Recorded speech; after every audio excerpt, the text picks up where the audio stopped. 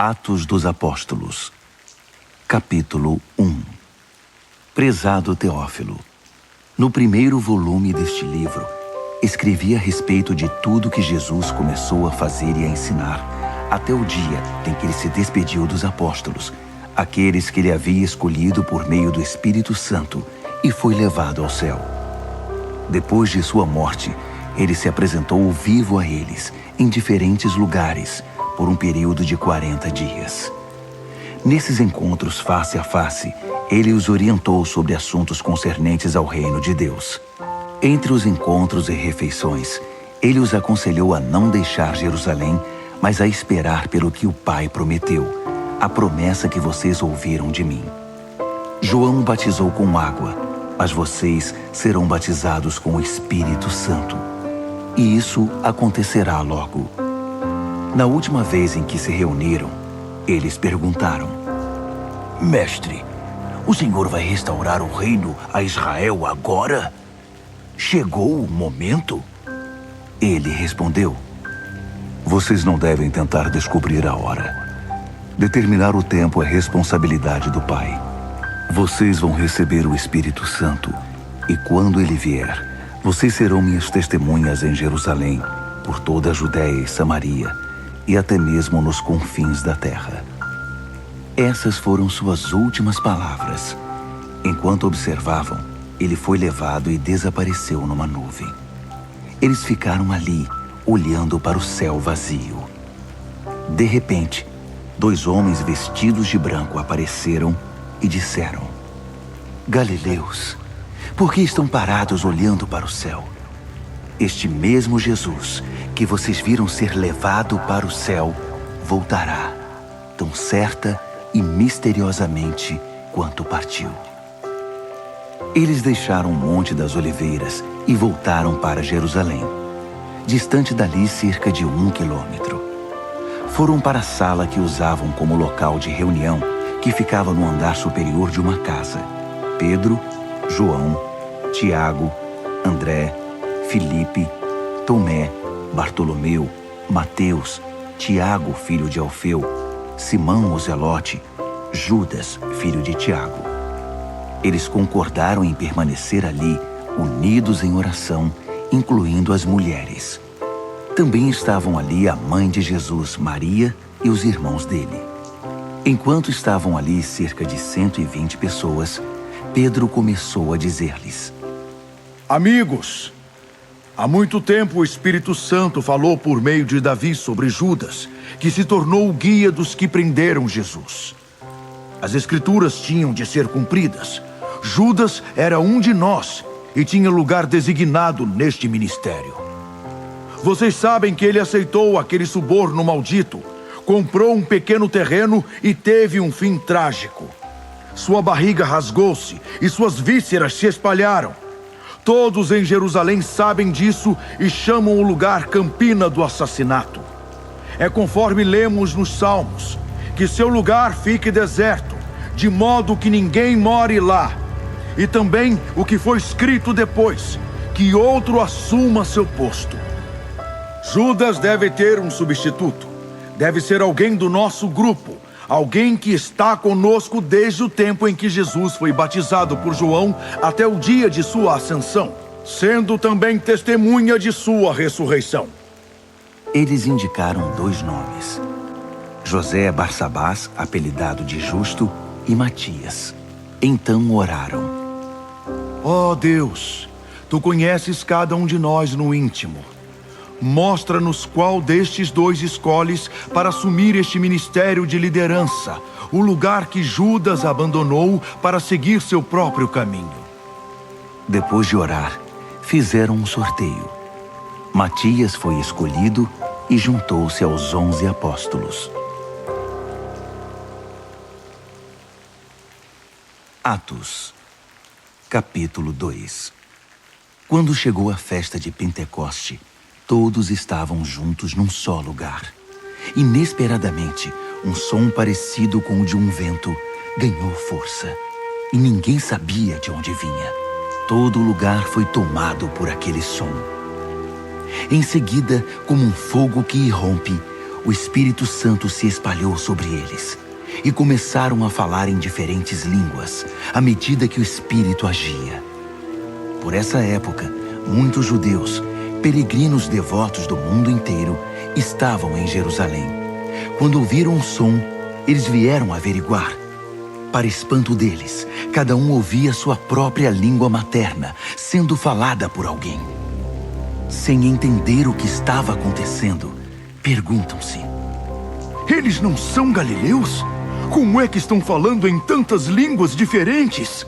Partos, medos e elamitas, visitantes da Mesopotâmia, Judéia e Capadócia, Ponto e Ásia, Frígia e Panfilha, Egito e as partes da Líbia que pertencem a Cirene, imigrantes de Roma, tanto judeus quanto prosélitos, até mesmo cretenses e árabes. Nós os ouvimos falando em nosso idioma, descrevendo atos poderosos de Deus. Atônitos, balançavam a cabeça, sem conseguir entender nada, e diziam uns aos outros: O que está acontecendo aqui? Alguns zombavam. Eles estão bêbados e com vinho barato.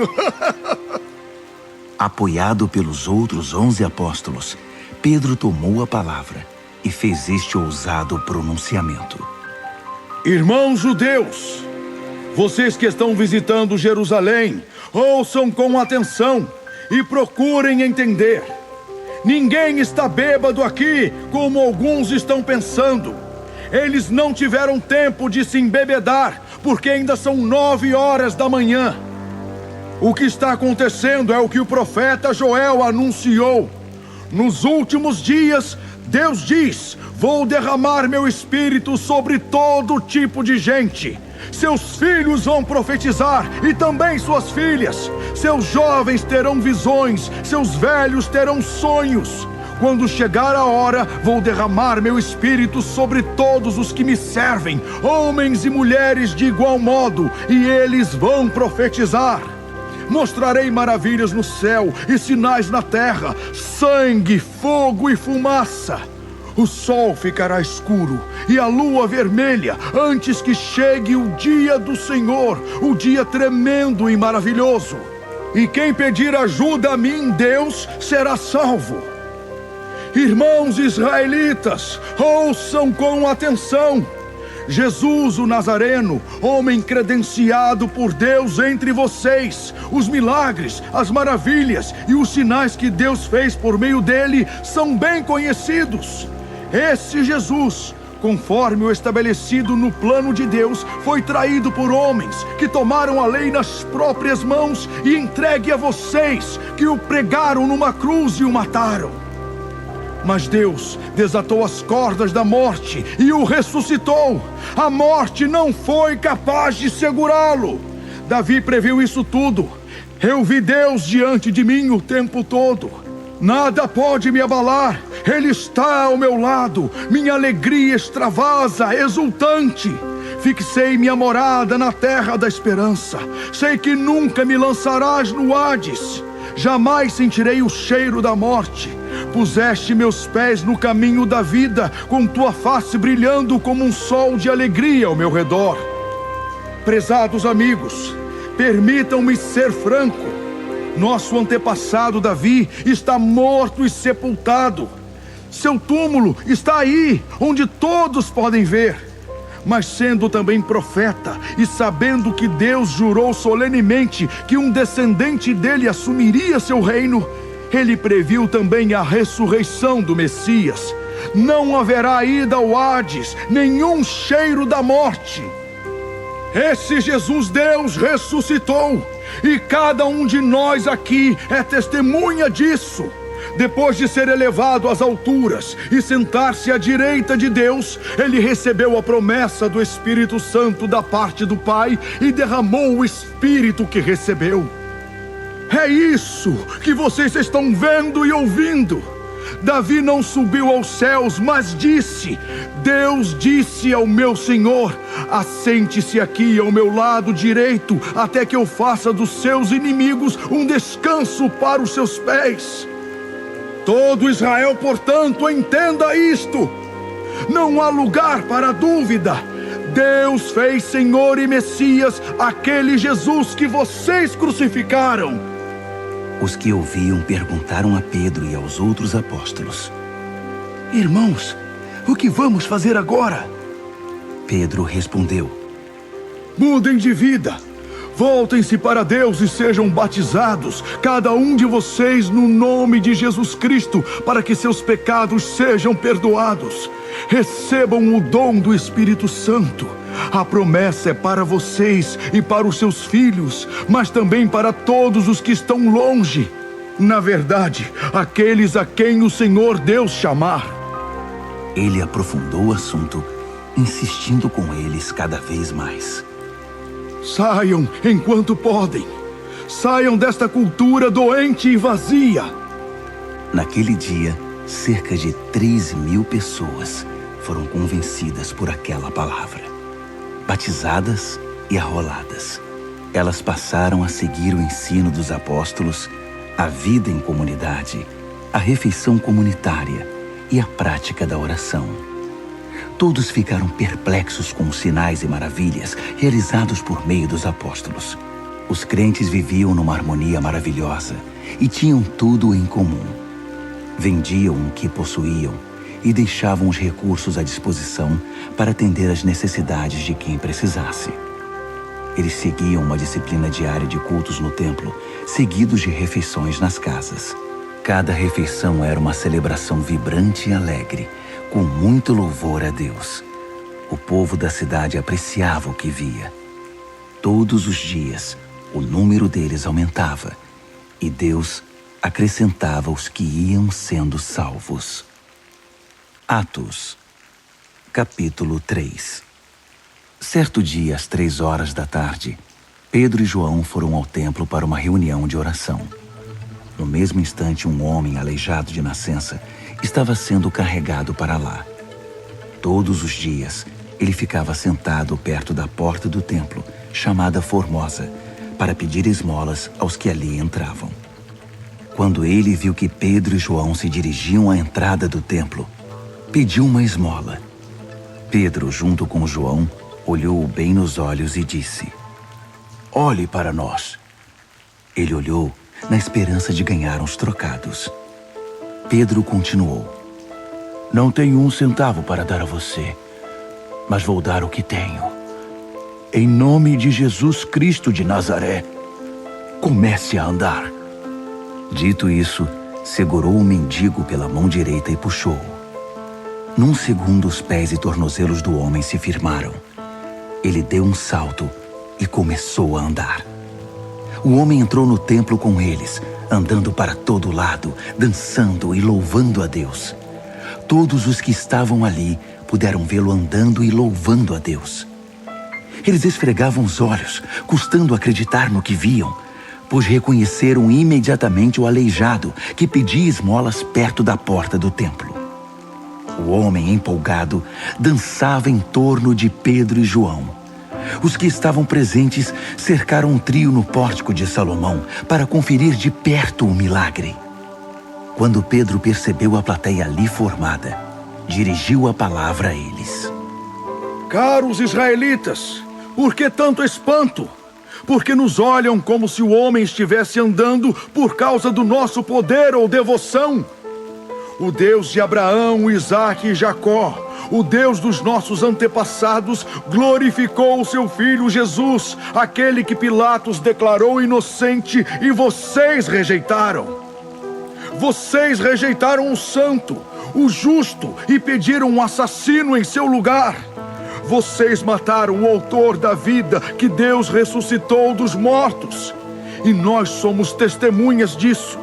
A fé no nome de Jesus pôs de pé este homem, cuja condição vocês conheciam bem.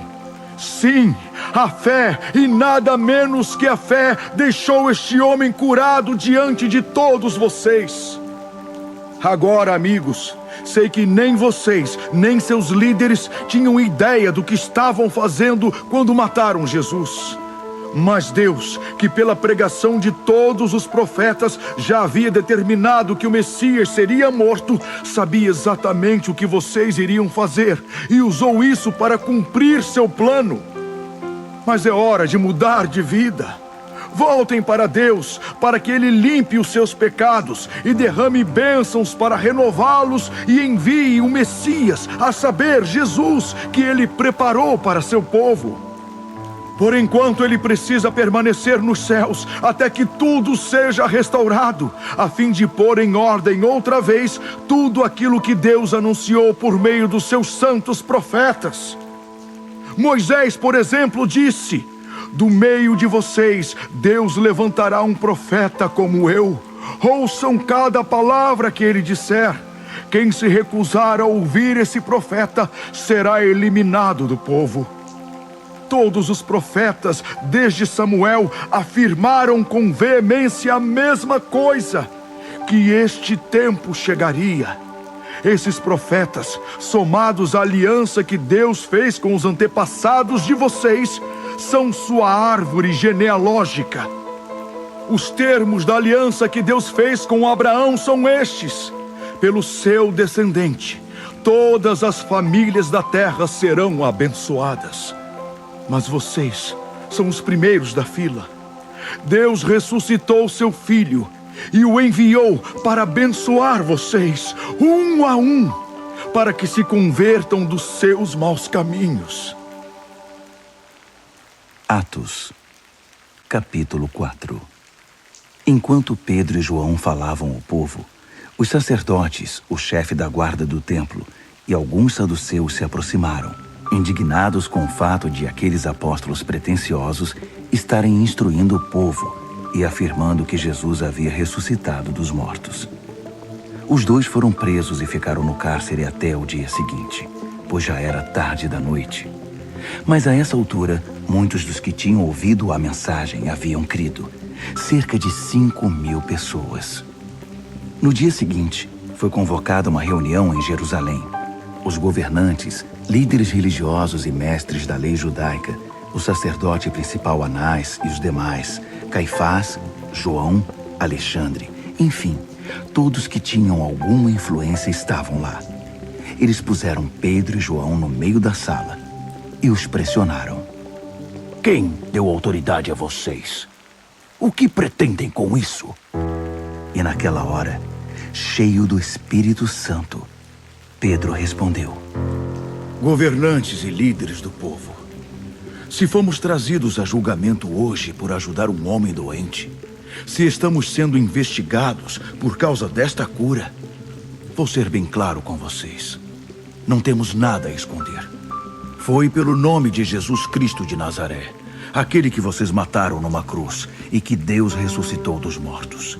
É pelo nome dele que este homem está na presença de vocês, saudável e curado. Jesus é a pedra que os pedreiros rejeitaram, que agora é a principal. A salvação não vem por outro caminho. Nenhum outro nome foi ou será designado para nossa salvação, somente o de Jesus. Eles não conseguiam desviar os olhos de Pedro e João, porque eles se mostravam confiantes e seguros. A fascinação aumentou quando perceberam que os dois eram leigos, isto é, sem formação teológica e com pouca educação formal. Eles reconheceram os antigos companheiros de Jesus, mas com um homem diante deles, de pé e curado, o que poderiam argumentar? Eles os mandaram sair da sala por um instante para que pudessem elaborar uma estratégia. Disseram: o que vamos fazer com esses homens? A esta hora, todos na cidade devem saber do milagre e que eles estão por trás disso. Não há como refutar. Para que isso não vá adiante, temos de ameaçá-los para que eles não mencionem o nome de Jesus a mais ninguém. Eles os chamaram de volta e os advertiram a não mais fazer menção ao nome de Jesus, nem ensinarem seu nome. Mas Pedro e João reagiram. Decidam os senhores se é justo aos olhos de Deus ouvir a ele ou a vocês. Nós não temos dúvida. Não podemos nos calar a respeito do que vimos e ouvimos. Os líderes religiosos fizeram mais ameaças, mas depois os deixaram ir, pois contra eles nada podiam provar que justificasse a prisão. Todo o povo estava louvando a Deus pelo que havia acontecido e, sem dúvida, iria se revoltar contra essa decisão. Além disso, o homem que havia sido curado tinha mais de 40 anos de idade. Assim que saíram, Pedro e João se reuniram com seus amigos e contaram o que os principais sacerdotes e líderes religiosos tinham dito.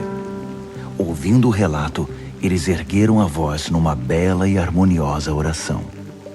Deus forte, que fizeste os céus, a terra e o mar e tudo o que há neles. Pelo Espírito Santo falaste pela boca do teu servo e nosso pai Davi. Nações, por que tanto tumulto? Povos, por que tantos planos?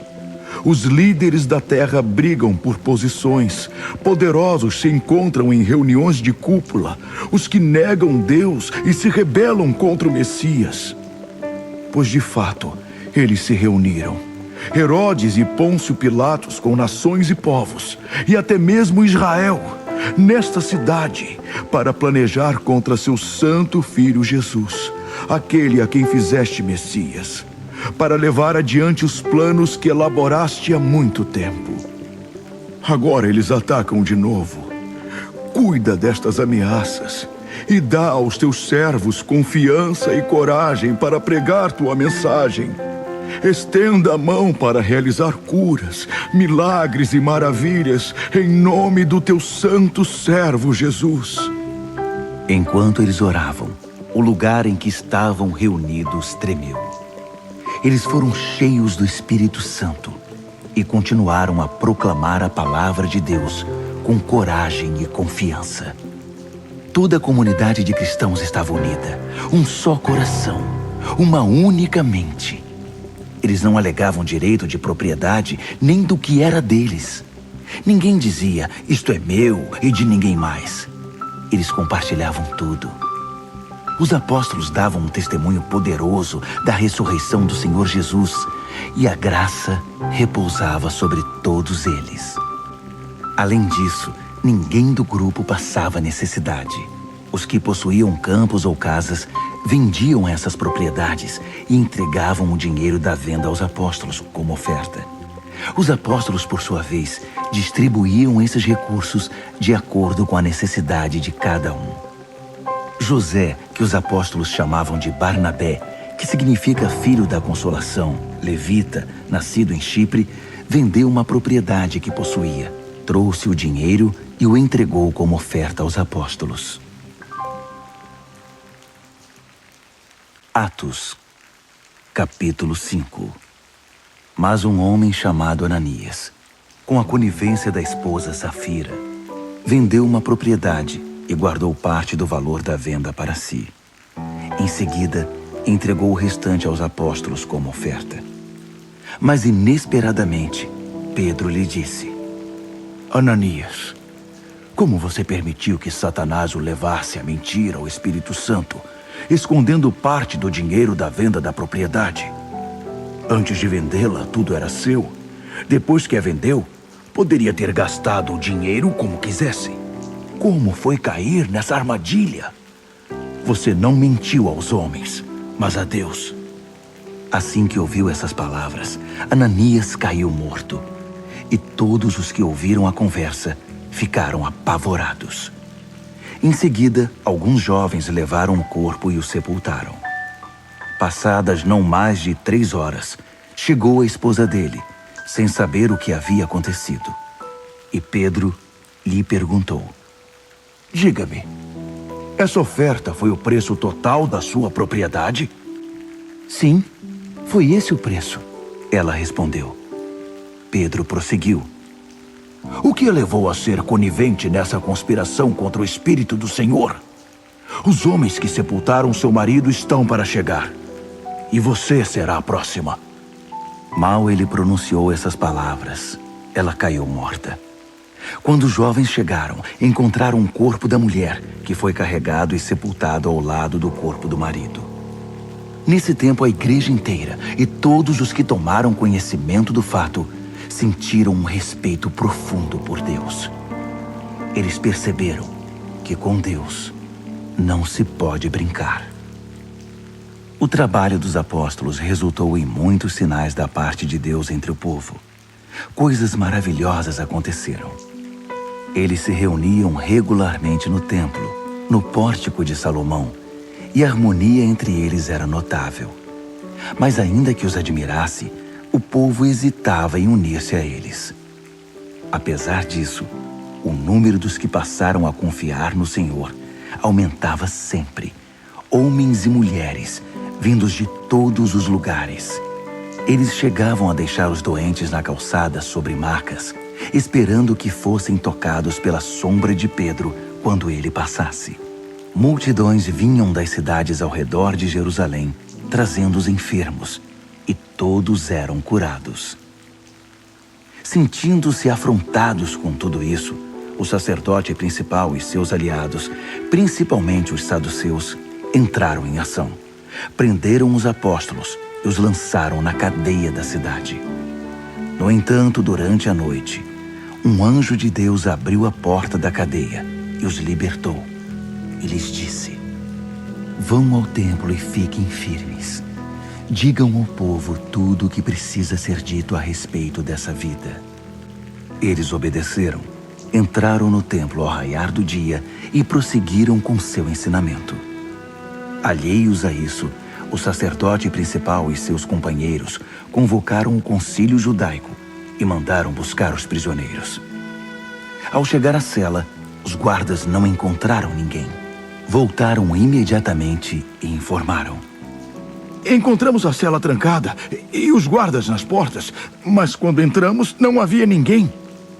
O chefe da guarda do templo e os sacerdotes ficaram confusos. Afinal, o que está acontecendo aqui? Alguém então apareceu e disse: os senhores sabiam que os homens que foram presos estão de volta no templo ensinando o povo? Então o chefe e os guardas foram atrás deles, mas os trataram bem, temendo uma reação violenta do povo. Os guardas os levaram de volta e os conduziram ao concílio. O sacerdote principal interrogou: nós não havíamos dado ordens estritas para que não ensinassem no nome de Jesus? E vocês não só encheram Jerusalém com seu ensino, como estão nos culpando pela morte desse homem. Pedro e os apóstolos responderam: é necessário obedecer a Deus, não aos homens. O Deus dos nossos antepassados ressuscitou Jesus, a quem vocês mataram, pendurando-o numa cruz. Mas Deus o levou para as alturas, ao seu lado, o príncipe e salvador, para dar a Israel o dom de uma vida transformada e de pecados perdoados. Nós somos testemunhas dessas coisas. O Espírito Santo que Deus concede aos que a Ele obedecem confirma cada detalhe. Quando ouviram isso, as autoridades ficaram furiosas. Quiseram matá-los ali mesmo. Mas um dos membros do concílio interferiu. Um fariseu chamado Gamaliel, mestre da lei de Deus e honrado por todos. Ele ordenou que os homens se retirassem da sala por um momento e fez este pronunciamento: caros israelitas, cuidado com o que pretendem fazer a esses homens. Não faz muito tempo, Teudas fez grande estardalhaço, alegando ser alguém, e conseguiu 400 seguidores. Ele foi morto. Seus seguidores foram dispersos e nada aconteceu. Pouco tempo depois, na época do censo, Judas o Galileu apareceu e arrebanhou alguns homens. Ele também fracassou e seus seguidores se dispersaram por toda parte. Portanto, digo a vocês: tirem as mãos desses homens. Deixem-nos em paz. Se o projeto deles é algo meramente humano, irá fracassar. Mas se é de Deus, não há nada que possamos fazer. E é melhor que vocês não sejam flagrados lutando contra Deus. O argumento os convenceu. Eles chamaram os apóstolos de volta. Após mandarem açoitá-los, eles os advertiram a não falar no nome de Jesus e os expulsaram dali. Os apóstolos saíram do concílio exultantes por terem a honra de serem maltratados por causa do nome. e não perderam um minuto sequer. Todos os dias estavam no templo e nas casas, ensinando e pregando a respeito de Cristo Jesus.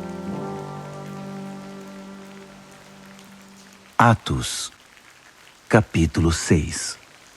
Nesse meio tempo, enquanto o número de discípulos crescia bastante, surgiu certo ressentimento entre os crentes de fala grega, os helenistas, contra os crentes de fala hebraica, porque as viúvas gregas estavam sendo discriminadas na distribuição diária de comida. Os 12 convocaram uma reunião dos discípulos e disseram: Não é certo que abandonemos nossa responsabilidade na pregação e no ensino da palavra de Deus para administrar a assistência aos pobres.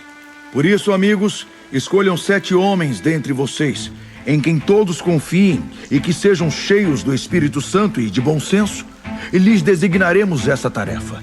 Assim, continuaremos com a tarefa de que fomos incumbidos: oração e anúncio da palavra de Deus. A comunidade concluiu que era uma grande ideia, então escolheram Estevão, homem cheio de fé e do Espírito Santo, Filipe, Prócoro, Nicanor, Timão, Pármenas Nicolau, convertido ao judaísmo de Antioquia. Feita a escolha, a comunidade apresentou-os aos apóstolos, que, orando, impuseram as mãos sobre eles e os comissionaram para aquela tarefa. A palavra de Deus prosperava. O número dos discípulos em Jerusalém crescia dramaticamente. Além disso, um grande número de sacerdotes passou a seguir a fé. Estevão, cheio do poder e da graça de Deus, realizava obras maravilhosas entre o povo, sinais inconfundíveis de que Deus estava entre eles. Mas alguns homens das sinagogas, cujos membros eram escravos libertos, sirineus, alexandrinos e gente da Cilícia e da Ásia, passaram a atacá-lo, a fim de impedir seu trabalho. Entretanto, eles não eram páreo para a sabedoria e a força com que Estevão falava. Por isso subornaram homens para que dissessem a seguinte mentira: Nós o ouvimos amaldiçoar Moisés e Deus.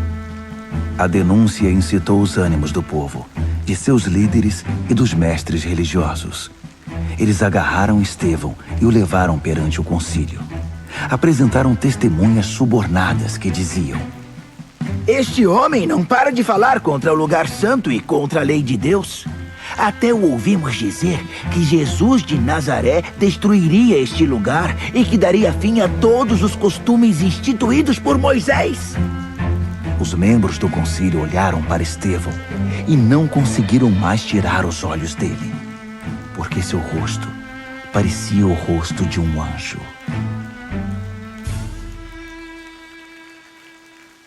Atos, capítulo 7. Então o sacerdote principal perguntou: O que você tem a dizer sobre isso? Estevão respondeu: Amigos, pais e irmãos, o Deus da glória apareceu ao nosso pai Abraão quando ele ainda vivia na Mesopotâmia, antes de se mudar para Harã, e ordenou: Deixe sua terra e sua família e vá para a terra que vou mostrar a você. Ele deixou a terra dos caldeus e foi para Harã. Depois da morte do seu pai, migrou para cá, onde vocês vivem agora. Mas Deus não lhe deu nada, nem um palmo sequer, prometendo que a terra seria dada ao seu filho, ainda que Abraão não tivesse filho na época. Deus revelou que sua descendência se mudaria para uma terra estranha e ali seriam duramente escravizados por 400 anos. Mas prometeu: Vou tomar providências contra os seus dominadores e trazer meu povo para cá, para que me adorem aqui.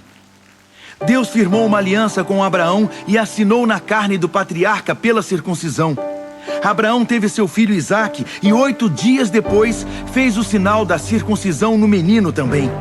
Isaque tornou-se pai de Jacó. Jacó, pai dos 12 pais, e cada um passou adiante o sinal da aliança.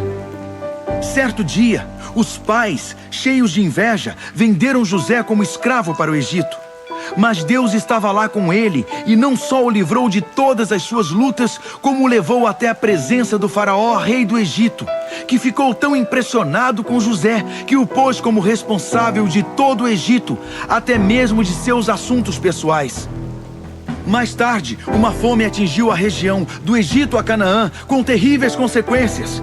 Na fome, nossos pais procuraram comida em toda parte, mas a despensa continuava vazia. Jacó soube que havia comida no Egito e enviou nossos pais para investigar. Confirmada a notícia, eles voltaram ao Egito segunda vez para comprar comida. Nessa visita, José revelou sua identidade aos seus irmãos e apresentou a família de Jacó ao rei do Egito. Então José mandou buscar seu pai Jacó e os demais membros da família, 75 ao todo. Foi assim que a família de Jacó chegou ao Egito. Jacó morreu, e nossos pais depois dele. Eles foram levados a Siquém e sepultados num túmulo que Abraão havia comprado dos filhos de Amor por um bom dinheiro. Quando os 400 anos estavam para se completar, o tempo em que Deus prometeu a Abraão libertar Israel, o nosso povo no Egito já era imenso e estava sob um rei do Egito que nunca tinha ouvido falar de José. Ele explorou o nosso povo sem piedade, a ponto de nos forçar a abandonar os recém-nascidos, condenando-os a uma morte cruel. Foi nessa época que Moisés nasceu. E que bebê bonito! Ficou escondido em casa por 3 meses. Quando não era mais possível escondê-lo, ele foi tirado de casa e imediatamente salvo pela filha de Faraó, que cuidou dele como se fosse um filho. Moisés recebeu a melhor educação do Egito e se destacou tanto acadêmica como fisicamente. Aos 40 anos, Moisés quis saber como era a vida de seus parentes hebreus e foi verificar a situação deles. Um dia viu um egípcio maltratando um deles e interferiu, e matou o egípcio para vingar o irmão humilhado. Imaginava que seus irmãos ficariam contentes ao saber que ele estava do lado deles e queriam vê-lo como instrumento de Deus para libertá-los. Mas eles não entenderam nada disso. No dia seguinte, 2 deles estavam brigando e Moisés tentou interferir, sugerindo que fizessem as pazes e se entendessem. Amigos, vocês são irmãos, por que estão brigando? O que havia começado a briga retrucou: quem deu a você autoridade sobre nós? Vai me matar como matou o egípcio ontem? Quando Moisés ouviu isso, percebeu que a notícia havia se espalhado e fugiu. Exilou-se em Midian e durante os anos do exílio teve 2 filhos. 40 anos depois, no deserto do Monte Sinai, um anjo lhe apareceu num arbusto em chamas. Maravilhado com aquilo, Moisés foi conferir de perto e ouviu a voz de Deus. Eu sou o Deus de seus pais, o Deus de Abraão, Isaque e Jacó. Morrendo de medo, Moisés fechou os olhos e virou o rosto. Deus lhe disse: ajoelhe-se e ore. Você está num lugar santo, em terra santa. Tenho visto a agonia do meu povo no Egito. Ouvi seus gemidos. Vim para ajudá-los. Prepare-se, eu mandarei você de volta ao Egito. E esse era o mesmo Moisés que antes haviam rejeitado, dizendo: quem deu a você autoridade sobre nós? É aquele Moisés que Deus, usando o anjo no arbusto, enviou de volta como líder e libertador. Ele os tirou da escravidão para a liberdade, realizando coisas maravilhosas, sinais da parte de Deus por todo o Egito, no Mar Vermelho e no deserto por 40 anos. E foi isso que Moisés disse à comunidade: Deus levantará um profeta como eu entre vocês. Esse é o Moisés que ficou entre o anjo que falava no Sinai e os seus antepassados, reunidos no deserto, que recebeu as palavras de vida que lhe foram entregues e as comunicou a nós, palavras que nossos pais rejeitaram. Eles tinham saudade dos costumes egípcios e reclamaram com Arão: faça para nós deuses a quem possamos ver e seguir. Esse Moisés que nos trouxe para este fim de mundo, nem sabemos o que lhe aconteceu. Foi nessa ocasião que fizeram um ídolo em forma de bezerro. Ofereceram-lhe sacrifícios e festejaram um ídolo que confeccionaram. Deus não estava satisfeito, mas os deixou agir conforme desejassem, adorar cada novo Deus que aparecia e viver com as consequências descritas pelo profeta Amós. Vocês me trouxeram oferendas de animais e grãos durante 40 anos no deserto, ó Israel? Que nada! Estavam ocupados demais, construindo santuários para os deuses da guerra e as deusas do sexo, adorando-os de todo o coração e com toda a força. Foi por isso que eu os mandei para o exílio na Babilônia. Durante todo esse tempo, nossos antepassados tiveram um santuário em forma de tenda para o verdadeiro culto, feito conforme as especificações que Deus dera a Moisés. Esse santuário os acompanhava enquanto seguiam Josué, quando Deus eliminou os pagãos da terra. Eles ainda o tinham no tempo de Davi. Foi então que Davi pediu a Deus para construir um lugar permanente de adoração, mas foi Salomão que o construiu. Mas isso não quer dizer que o Deus Altíssimo viva num edifício feito por homens. O profeta Isaías expressa com muita clareza essa questão. O céu é a minha sala do trono. Eu descanso meus pés na terra. Então, que tipo de casa vocês pensam construir para mim? Deus pergunta. Onde eu possa descansar e sossegar? Ela já está pronta e eu a construí. A verdade é que vocês continuam teimosos, com o coração insensível e com os ouvidos fechados. Vocês deliberadamente ignoram o Espírito Santo, como fizeram seus antepassados. Houve pelo menos um profeta que não tenha recebido o mesmo tratamento? Seus antepassados mataram todos os que ousaram anunciar a vinda do justo. E vocês mantêm a tradição da família. São traidores e assassinos, todos vocês. Receberam a lei de Deus que foi entregue por anjos como um presente, mas vocês a desprezaram.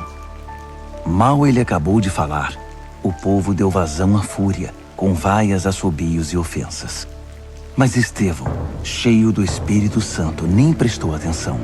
Tinha olhos apenas para Deus, porque o estava vendo em toda a sua glória, com Jesus ao lado. Ele exclamou: "Oh, vejo os céus abertos e o Filho do Homem ao lado de Deus." Gritando e vaiando, a multidão arremeteu contra ele como um estouro de boiada. Arrastaram-no para fora da cidade e o apedrejaram. Os líderes pediram a um jovem chamado Saulo que tomasse conta das roupas dele. Enquanto as pedras caíam como chuva, Estevão orava: "Senhor Jesus, recebe meu espírito." Em seguida, ajoelhou-se e orou alto o bastante para que todos ouvissem: "Senhor, não os culpe por causa deste pecado." Foram suas últimas palavras. E depois, ele morreu.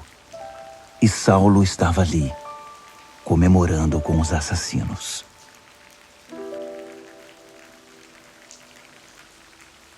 Atos, capítulo 8. Esse fato desencadeou uma perseguição terrível contra a igreja em Jerusalém. Os cristãos, com exceção dos apóstolos, foram todos dispersos pela Judéia e por Samaria. Alguns homens bons e corajosos sepultaram Estevão, dando a ele um funeral digno. Quase todos choraram naquele dia. Saulo mostrou-se muito cruel, devastando a igreja, invadindo as casas, levando homens e mulheres para a cadeia. Forçados a deixar seus lares, os seguidores de Jesus se tornaram missionários. Onde quer que se refugiassem, começavam a pregar a mensagem. Descendo a uma cidade samaritana, Filipe proclamou a mensagem do Messias.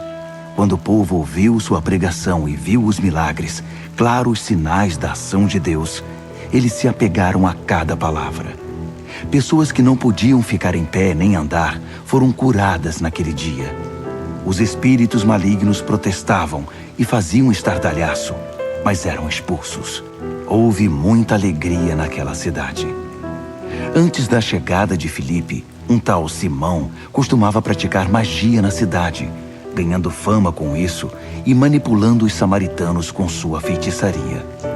Todos comiam na mão dele, das criancinhas aos mais velhos.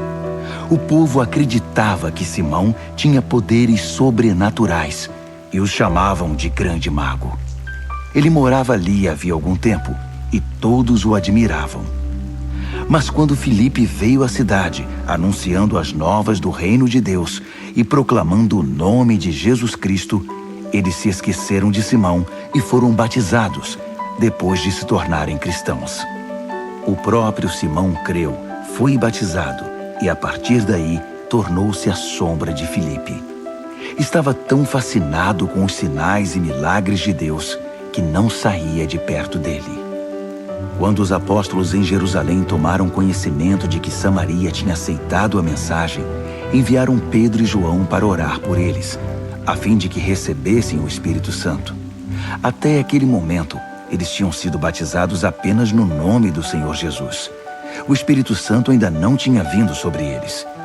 Então os apóstolos impuseram as mãos sobre eles e eles receberam o Espírito Santo.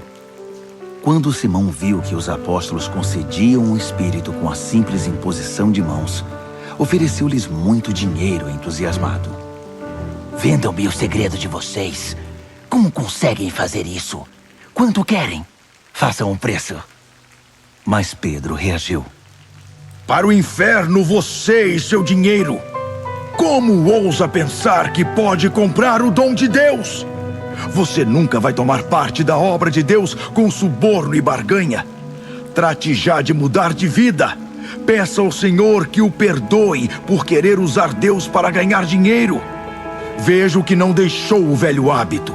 Sua ganância está acabando com você. Oh! Exclamou Simão. Orem por mim. Orem ao Senhor para que nada disso aconteça comigo. Depois disso, os apóstolos prosseguiram seu caminho, continuando a testemunhar e a espalhar a mensagem da salvação de Deus, pregando nas cidades samaritanas que encontravam no caminho de volta para Jerusalém.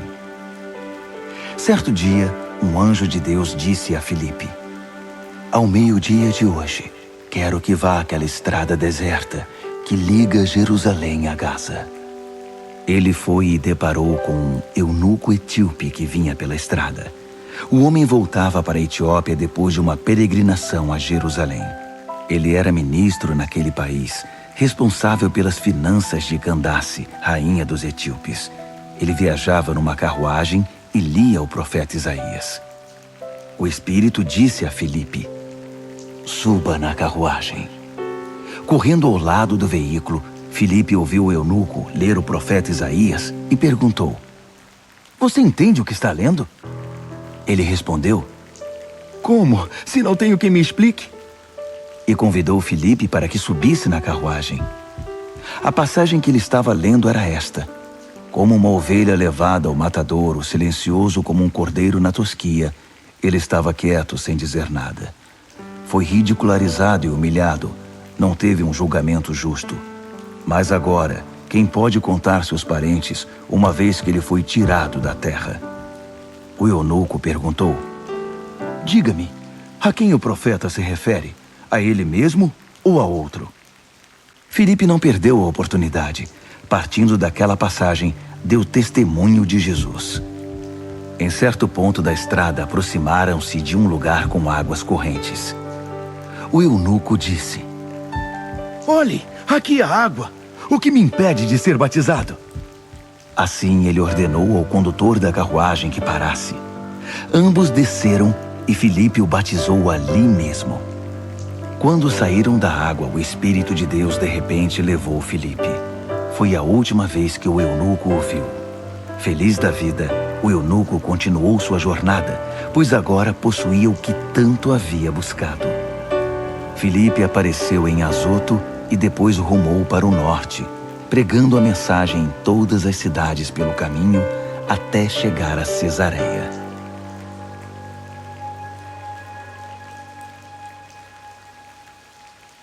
Atos, capítulo 9. Durante todo esse tempo, Saulo promovia uma perseguição incansável aos discípulos do Senhor, ansioso por exterminá-los. Ele solicitou ao sacerdote principal ordens de prisão para apresentar às sinagogas de Damasco.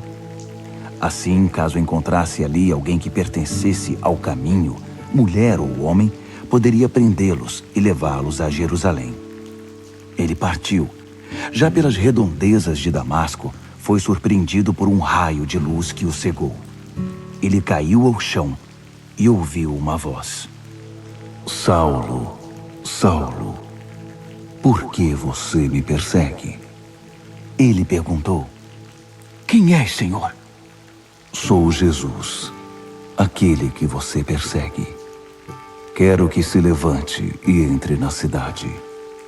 Ali receberá instruções sobre o que fazer depois. Seus companheiros ficaram desnorteados, porque podiam ouvir o som, mas não viam ninguém. Quando se levantou, Saulo percebeu que havia ficado cego. Eles tiveram de levá-lo a Damasco pela mão. Ele continuou cego por 3 dias e durante esse tempo não comeu nem bebeu nada. Havia um discípulo em Damasco chamado Ananias, e o Senhor lhe disse numa visão: Ananias. Sim, Senhor. Ele respondeu: Levante-se e vá à rua direita. Quando chegar à casa de Judas, pergunte por um homem de Tarso. Seu nome é Saulo. Ele está lá orando. Acabou de ter um sonho em que viu um homem chamado Ananias entrar na casa e impor as mãos sobre ele para que pudesse enxergar outra vez. Ananias protestou: Senhor, não pode ser.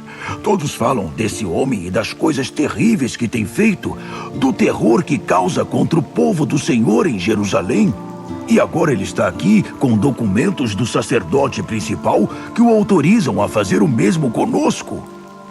Mas o Senhor disse: Não discuta. Eu o escolhi como meu representante pessoal entre judeus, outros povos e reis.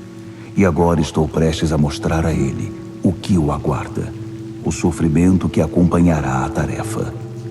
Ananias obedeceu, achou a casa, impôs as mãos sobre Saulo e disse: Irmão Saulo, o Senhor me enviou, o mesmo Jesus que apareceu quando você vinha para cá. Ele me enviou para que você volte a enxergar e seja cheio do Espírito Santo. Mal o discípulo acabou de falar, algo semelhante a escamas caiu dos olhos de Saulo, e ele estava enxergando de novo. Saulo se levantou, foi batizado e depois participou de uma boa refeição. Saulo passou alguns dias com os discípulos de Damasco, mas logo pôs mãos à obra, sem perda de tempo, pregando nas sinagogas que Jesus era o Filho de Deus. Mas o povo se mostrava redio, sem saber se podia confiar nele, pois diziam: Não é este o homem que odiava os cristãos em Jerusalém? Ele não veio aqui para fazer o mesmo, nos prender, levar a Jerusalém e condenar na presença dos sacerdotes? Mas as suspeitas não detiveram Saulo nem por um minuto. Seu ânimo era crescente e deixava desconcertados os judeus de Damasco com seu esforço para provar que Jesus era o Messias. Depois de certo tempo, alguns judeus tramaram matá-lo, mas Saulo escapou. Entretanto, seus inimigos vigiavam as portas da cidade o dia inteiro, na esperança de capturá-lo. Por isso, certa noite, os discípulos o ajudaram na fuga, descendo-o pela muralha dentro de um cesto. De volta a Jerusalém, Saulo procurou os discípulos, mas todos estavam com medo dele. Não confiavam nele nem um pouco. Então Barnabé deu-lhe o maior apoio e o apresentou aos apóstolos. Ele defendeu Saulo contando como tinha visto Jesus e falado com ele na estrada de Damasco, e como arriscara a vida por defender com ousadia o nome de Jesus em Damasco.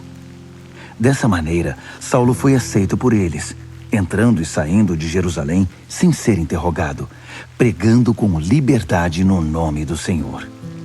No entanto, teve problemas com o grupo dos helenistas. Envolveu-se numa discussão com eles, e o grupo planejou matá-lo. Os amigos tiraram Saulo da cidade quando souberam do plano e o levaram para Cesareia. De lá, ele embarcou para Tarso.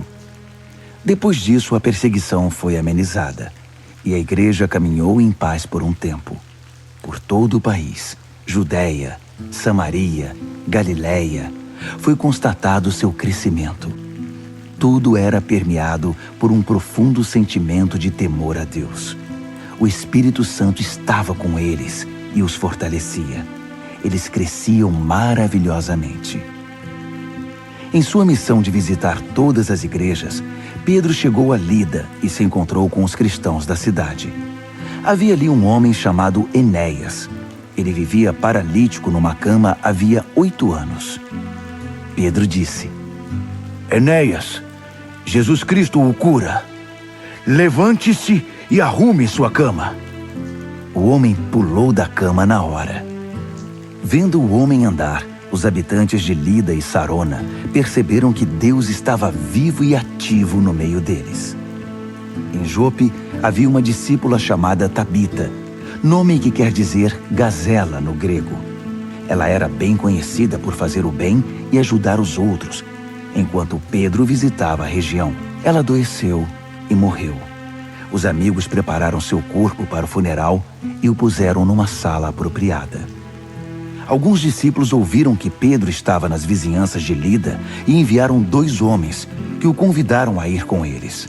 Pedro concordou e eles o levaram à sala em que o corpo de Tabita havia sido posto. Suas velhas amigas, na maioria viúvas, estavam chorando na sala.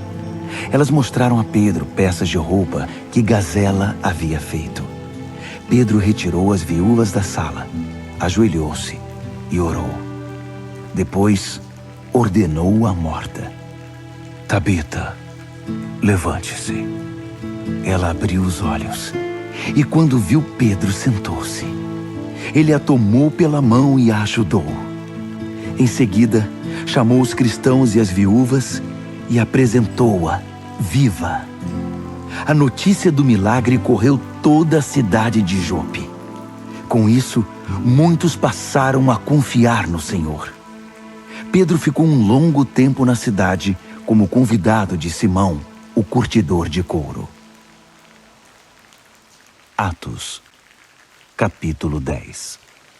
Havia em Cesareia um homem chamado Cornélio, comandante da guarda italiana na cidade. Era um homem muito bom e levou todos os de sua casa a adorar a Deus com sinceridade. Estava sempre ajudando os necessitados e tinha o hábito da oração. Certo dia, por volta das 3 da tarde, ele teve uma visão. Um anjo de Deus, tão real quanto uma pessoa, apareceu a ele e disse: Cornélio. Cornélio olhou para o anjo, imaginando que estava vendo coisas, e perguntou: O que queres? O anjo disse: Suas orações e seus atos de bondade chamaram a atenção de Deus. Agora faça o seguinte: mande alguns homens a Jope para buscar Simão, aquele que todos chamam de Pedro. Ele está hospedado na casa de Simão, o curtidor de couro, que fica perto do mar. Assim que o anjo saiu, Cornélio chamou 2 empregados e um soldado de confiança. Contou o que havia acontecido e enviou-os a Jope. No dia seguinte, enquanto os 3 viajantes se aproximavam da cidade, Pedro foi ao terraço para orar. Era quase meio-dia. Sentindo fome, começou a pensar no almoço. Enquanto a comida era preparada, caiu em êxtase espiritual e teve uma visão. Viu os céus se abrirem e algo parecido com um lençol imenso amarrado por cordas nas 4 pontas desceu até o chão. Nele estava toda espécie de animal, répteis, aves e todo tipo de bicho. Então, ele ouviu uma voz: Vá em frente, Pedro. Mate e coma. Pedro respondeu: De jeito nenhum, Senhor. Nunca comi, nem provei comida que não fosse preparada segundo os preceitos judaicos. A voz insistiu: Se Deus diz que está tudo bem, está tudo bem. Isso aconteceu 3 vezes. Depois o lençol foi puxado de volta para o céu. Confuso, Pedro ainda tentava entender o significado da visão quando os homens enviados por Cornélio chegaram à porta da casa onde ele estava. Chamaram o dono da casa e perguntaram se havia um Simão chamado Pedro, hospedado ali. Pedro, concentrado em seus pensamentos, não os ouviu, mas o Espírito lhe disse: Há 3 homens batendo à porta, procurando por você. Desça e vá com eles. Não faça perguntas. Fui eu que os enviei. Pedro obedeceu e disse aos homens: Sou o homem que vocês estão procurando. O que aconteceu? Eles responderam: O capitão Cornélio, adorador do verdadeiro Deus e bem conhecido por sua vida justa, pode perguntar a qualquer judeu desta parte do país, recebeu de um anjo a ordem de mandar buscá-lo, para que ele ouça o que o Senhor tem a dizer. Pedro pediu que entrassem e os deixou à vontade.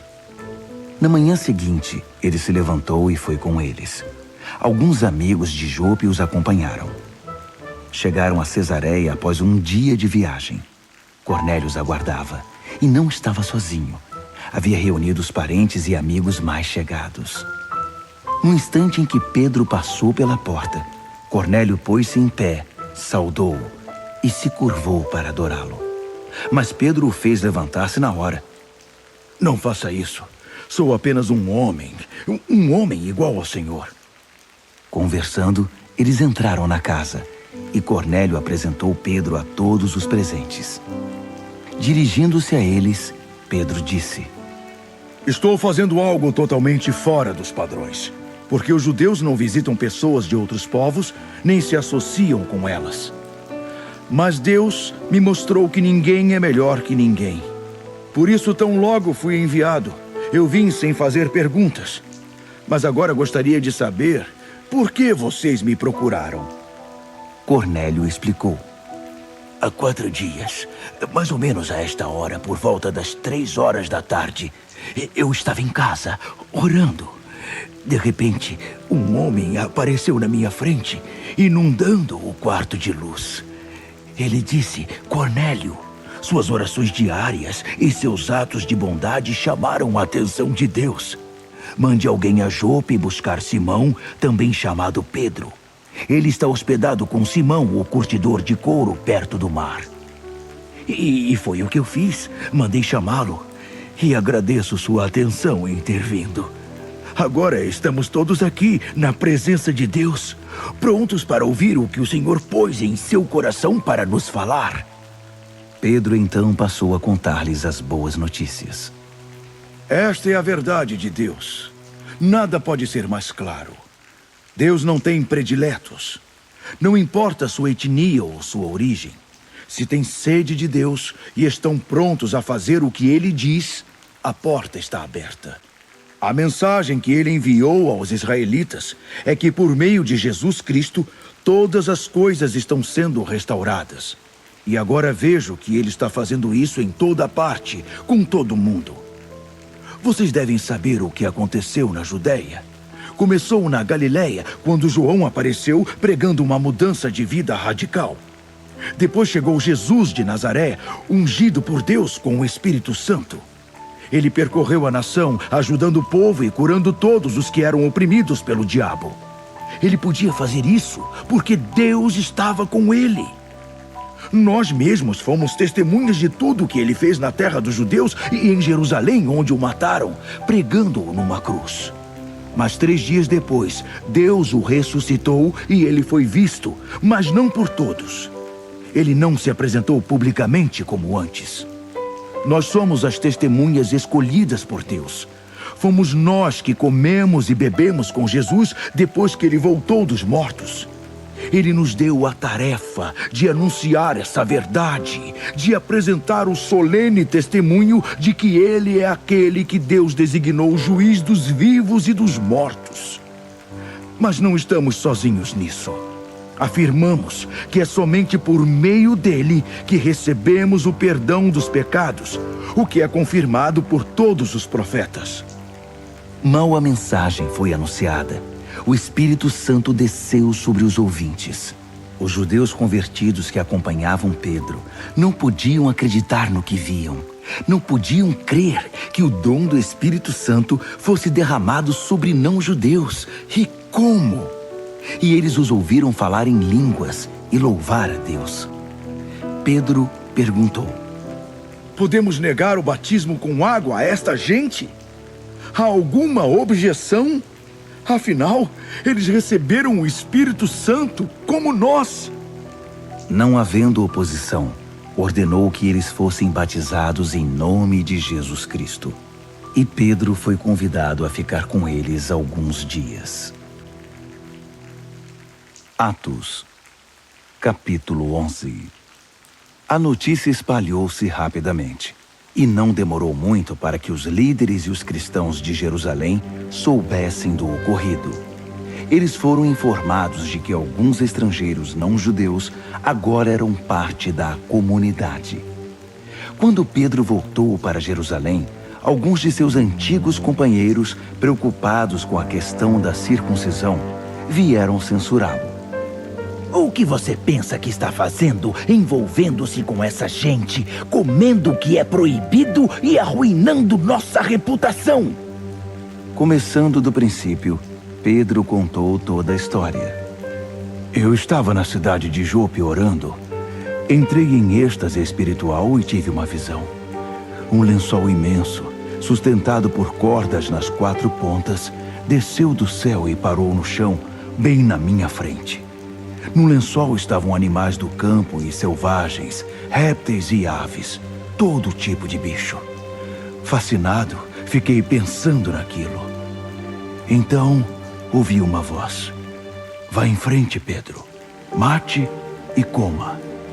Respondi, de jeito nenhum, Senhor. Nunca comi nada que não fosse preparado segundo os preceitos judaicos. Mas a voz falou de novo. Se Deus diz que está tudo bem, está tudo bem. Isso aconteceu 3 vezes. Depois, o lençol foi puxado de volta para o céu. Foi aí que 3 homens de Cesareia apareceram na casa em que eu estava hospedado. O Espírito ordenou que eu fosse com eles, sem fazer perguntas. Eu os acompanhei com 6 amigos até a casa do homem que havia mandado me chamar. Ele contou que tinha visto um anjo em sua casa, tão real quanto uma pessoa. O anjo lhe ordenara: mande buscar Simão em Jope, aquele que é chamado de Pedro.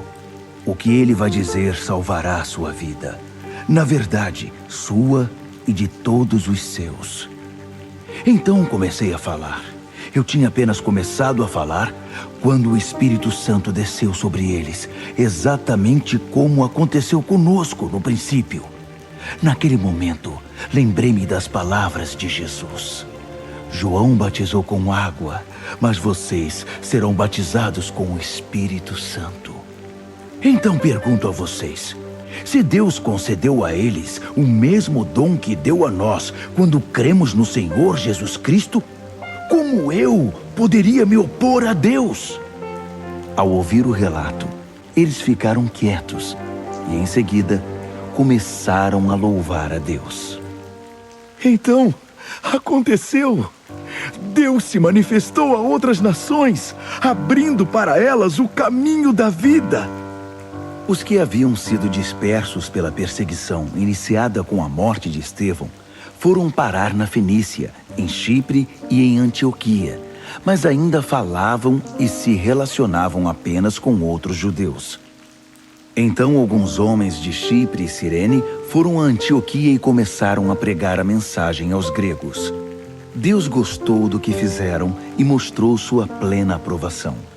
Muitos gregos creram e se converteram ao Senhor. Quando a igreja de Jerusalém tomou conhecimento disso, enviou Barnabé a Antioquia para analisar a situação. Tão logo chegou, ele viu que Deus estava por trás de tudo. Por esse motivo, se lançou à obra com eles, ajudando-os a permanecer firmes na fé para o resto da vida.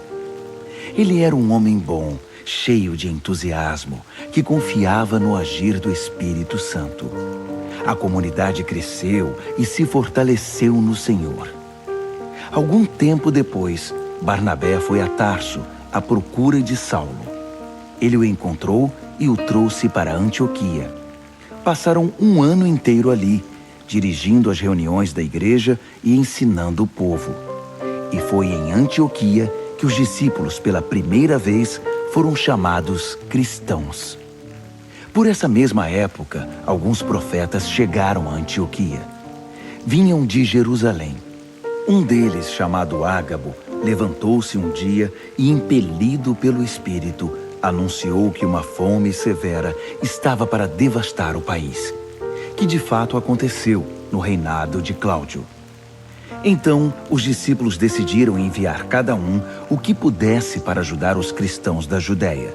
Coube a Barnabé e Saulo a tarefa de entregar a oferta aos líderes em Jerusalém. Atos, capítulo 12. Foi nesse meio tempo que o rei Herodes pôs na cabeça a ideia de perseguir alguns membros da igreja. Mandou assassinar Tiago, irmão de João, e quando viu que isso fez subir sua popularidade entre os judeus, ordenou a prisão de Pedro. Tudo isso durante a semana da Páscoa. O apóstolo ficou na cadeia, vigiado por 4 grupos de 4 soldados. O rei planejava deixar que o povo o linchasse depois da Páscoa. Durante todo o tempo em que Pedro esteve sob severa vigilância na cadeia, a igreja orou fervorosamente por ele. O dia em que Herodes havia marcado para a morte de Pedro estava chegando. Naquela noite, guardado por 2 soldados, um de cada lado, Pedro dormia como um bebê. Havia ainda guardas na porta, vigiando o lugar. Herodes não queria correr riscos. De repente, apareceu um anjo ao lado do prisioneiro e uma luz inundou a cela. O anjo acordou Pedro. Depressa! As algemas caíram dos pulsos do apóstolo e o anjo ordenou: vista-se, calce os sapatos. Pedro obedeceu. O anjo disse ainda: vista o casaco e vamos sair daqui. Pedro o seguiu, mas não acreditava que tudo aquilo fosse verdade. Achou apenas que estava sonhando. Depois de passar por 2 grupos de guardas, eles chegaram ao portão de ferro que conduzia à cidade, que se abriu automaticamente. Eles chegaram à rua sem nenhum impedimento. Na primeira esquina, o anjo o deixou e seguiu seu caminho. Foi quando Pedro percebeu que não estava sonhando. Não posso acreditar. Isto é real. O Senhor enviou seu anjo e me livrou das garras de Herodes e do espetáculo que a multidão judaica esperava. Ainda sacudindo a cabeça, maravilhado, ele foi para a casa de Maria, mãe de João. A casa estava cheia de amigos que oravam. Quando bateu a porta no pátio, uma jovem chamada Rode veio atender. Mas quando ela reconheceu a voz de Pedro, ficou tão alegre e ansiosa que correu para contar a novidade a todos, esquecendo-se de abrir a porta e deixando-o na rua. Mas eles recusaram-se a acreditar na palavra dela. Você perdeu o juízo? Disseram. Mas ela insistia em sua história. Ainda céticos, começaram a dar asas à imaginação. Deve ser o anjo dele. Durante todo esse tempo, o pobre Pedro ficou na rua batendo a porta. Finalmente abriram a porta e quando viram que era ele mesmo, não sabiam o que dizer. Pedro os acalmou com um gesto. Depois de contar como o Senhor o havia tirado da cadeia, pediu: digam a Tiago e aos irmãos o que aconteceu. Em seguida retirou-se dali. Ao raiar do dia, a cadeia estava em polvorosa. Onde está Pedro? O que aconteceu com ele? Queriam saber. Herodes mandou que trouxessem Pedro, e como ninguém sabia onde ele estava, nem conseguia explicar o que havia acontecido, os guardas é que foram executados. Cortem a cabeça deles! Ordenou. Cansado da Judéia e dos judeus, Herodes foi de férias para Cesareia. As coisas não iam mesmo bem para Herodes. O povo de Tiro e Sidom fazia oposição a ele, mas pediram a Blasto, braço direito do rei, uma audiência com Herodes. Uma delegação tentaria, de boa vontade, acertar a situação. O motivo é que dependiam da Judéia, porque vinha dessa província seu suprimento de comida, e a situação estava se tornando insustentável. No dia combinado, Herodes, vestido a rigor, tomou seu lugar no trono e os encantou com seu linguajar pomposo e vazio. O povo também contribuiu com sua cota de falsidade, gritando louvores insinceros. A voz de Deus! A voz de Deus! Foi a gota d'água. Farto da arrogância de Herodes, Deus enviou um anjo para feri-lo. Herodes não dava nenhum crédito a Deus. Assim, ali ele caiu. Podre até a alma de modo horrível, morreu comido de bichos. Enquanto isso, a palavra de Deus se espalhava sem parar. Depois de entregar as doações à igreja de Jerusalém, Barnabé e Saulo voltaram a Antioquia. Dessa vez, levaram João, também chamado Marcos. Atos, capítulo 13. A comunidade em Antioquia era abençoada com um grande número de profetas, pregadores e mestres. Barnabé, Simão, também chamado de Negro, Lúcio de Cirene, Manaém, conselheiro do rei Herodes, Saulo. Um dia, enquanto adoravam a Deus, também estavam jejuando enquanto esperavam por orientação. O Espírito Santo disse: comissionem Barnabé e Saulo para a obra que determinei que fizessem. Eles obedeceram.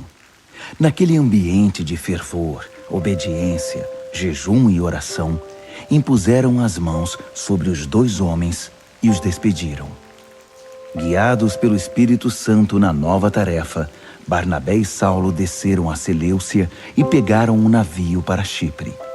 A primeira coisa que fizeram quando chegaram a Salamina foi pregar a palavra de Deus nas sinagogas da cidade. João estava com eles como auxiliar. Eles viajaram pela ilha e em Pafos encontraram um mago judeu que havia conquistado a confiança do governador Sérgio Paulo, homem inteligente que não se deixava enganar com facilidade. O nome do mago era Bar-Jesus, um homem que não merecia confiança. Desejoso de ouvir a palavra de Deus, o governador convidou Barnabé e Saulo. Mas o sabe-tudo, pelo menos ele se julgava assim, provocou um tumulto, tentando impedir a conversão do governador. Então Saulo, ou Paulo, cheio do Espírito Santo, olhando-o bem nos olhos, disse: você é um falso, um verdadeiro diabo. Você passa as noites inventando esquemas para enganar o povo. Mas agora que você desafiou Deus, o jogo acabou. Você vai ficar cego. Não vai ver a luz do sol por um bom tempo. Na mesma hora, ele perdeu a visão. Começou a tropeçar nas coisas e pediu que alguém o guiasse pela mão. Diante de tudo isso, o governador tornou-se cristão, muito impressionado com tudo que era dito a respeito do Senhor. De Pafos, Paulo e seus companheiros navegaram até Perge, na Panfilha. Ali, João desistiu da viagem e voltou para Jerusalém. De Perge, o restante do grupo viajou até Antioquia, na Pisídia. No sábado, foram à sinagoga. Depois da leitura das Escrituras, a lei de Deus e os profetas, o líder da reunião lhes perguntou: amigos, vocês têm algo a dizer? Uma palavra de encorajamento, talvez? Paulo se pôs de pé, fez uma pausa, respirou fundo e disse: meus patrícios e amigos de Deus, ouçam. Deus teve um interesse especial por nossos antepassados. Libertou nosso povo, que vivia oprimido no Egito, e os tirou de lá em grande estilo. Cuidou deles durante cerca de 40 anos naquele deserto, e depois, tendo eliminado 7 inimigos que os enfrentavam, deu a eles a terra de Canaã. Tudo isso aconteceu num período de cerca de 450 anos. Até o tempo do profeta Samuel, Deus deu a eles juízes para liderá-los. Então eles pediram um rei, e Deus designou Saul, filho de Quis, da tribo de Benjamim. Depois de Saul ter governado 40 anos, Deus lhe tirou o trono e o entregou a Davi com esta declaração: vasculhei a terra e encontrei Davi, filho de Jessé. O seu coração está em sintonia com o meu coração, e ele fará toda a minha vontade. Dos descendentes de Davi, Deus fez surgir um Salvador para Israel, Jesus. Foi como prometera, mas somente depois de João ter anunciado sua vinda ao povo, preparando-os para uma mudança radical de vida. No final de seu ministério, João esclareceu: vocês pensam que sou o Messias? Não sou o Messias. Mas aquele que vocês aguardaram todos esses anos está para chegar. E eu estou prestes a sair de cena. Prezados irmãos e irmãs, filhos de Abraão e amigos de Deus, essa mensagem de salvação foi enviada exatamente a vocês. O povo e os líderes de Jerusalém não o reconheceram como Messias e o condenaram à morte. Mesmo sem encontrar um bom motivo, exigiram que Pilatos o executasse. Eles fizeram apenas o que os profetas disseram que fariam, mas não tinham ideia de que estavam seguindo ao pé da letra o que os profetas haviam previsto. Embora os escritos desses profetas fossem lidos todos os sábados nas sinagogas que eles frequentavam. Depois de terem feito tudo o que os profetas haviam previsto, eles o tiraram da cruz e o sepultaram. Deus então o ressuscitou dos mortos. Não há dúvida. Ele apareceu várias vezes e em vários lugares aos que o haviam acompanhado por anos na Galileia. E essas pessoas continuam a dar testemunho de que ele está vivo. Agora, estamos hoje aqui trazendo a boa notícia a vocês. A mensagem que Deus prometeu aos pais tornou-se real para os filhos, para nós. Ele ressuscitou Jesus exatamente como está escrito no Salmo 2. Meu filho, meu próprio filho, hoje eu o celebro. Quando ele o levantou dos mortos, fez isso de modo definitivo. Ele não vai voltar a morrer e se decompor, porque Isaías afirmou: vou dar a todos vocês as bênçãos prometidas a Davi. Essa é também a oração do salmista.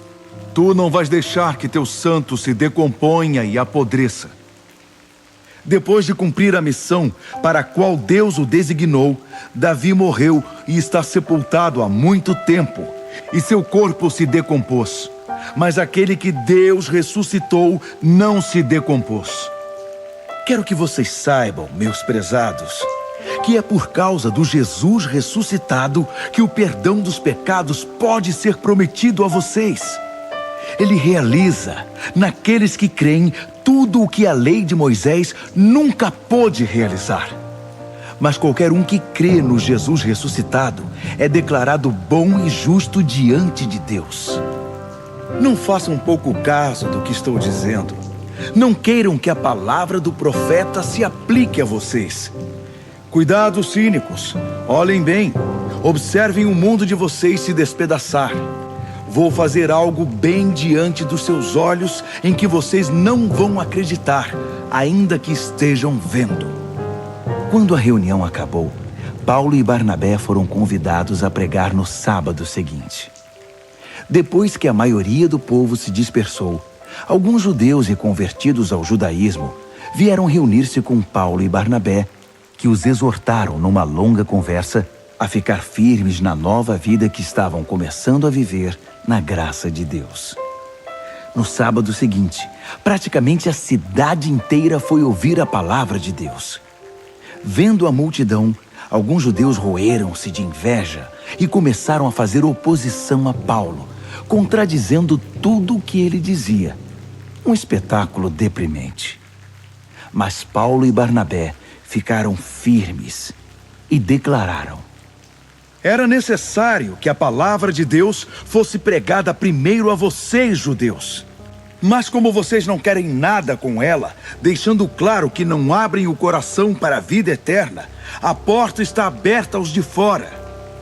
Vamos prosseguir neste caminho, obedecendo às ordens de Deus, que disse: eu o estabeleci como luz às nações.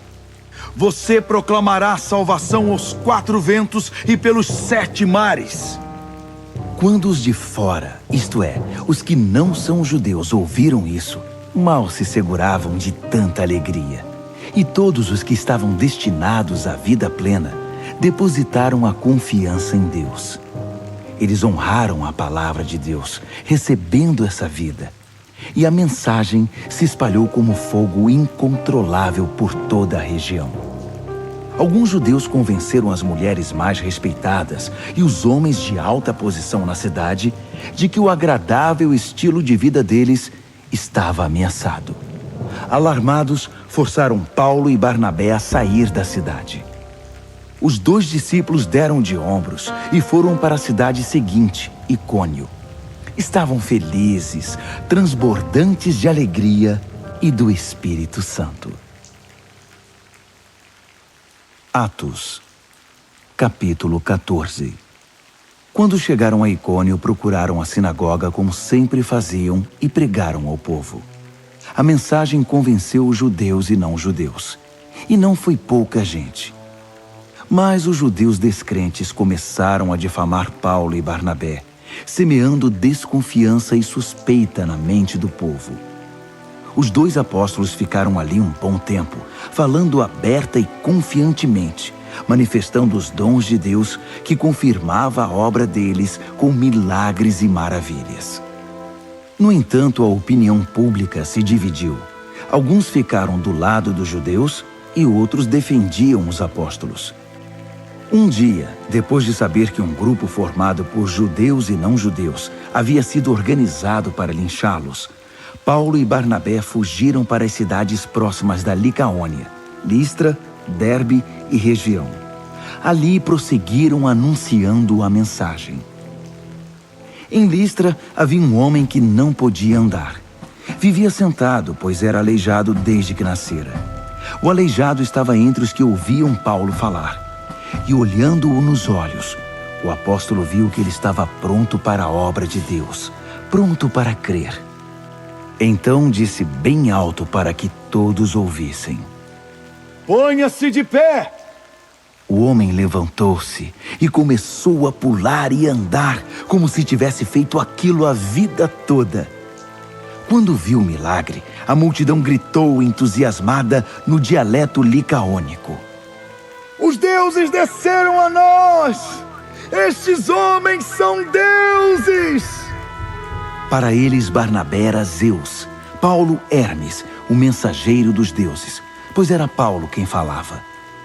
O sacerdote do santuário de Zeus organizou uma procissão com bois enfeitados, e o povo em fila caminhando para os portões, prontos para o ritual de sacrifício.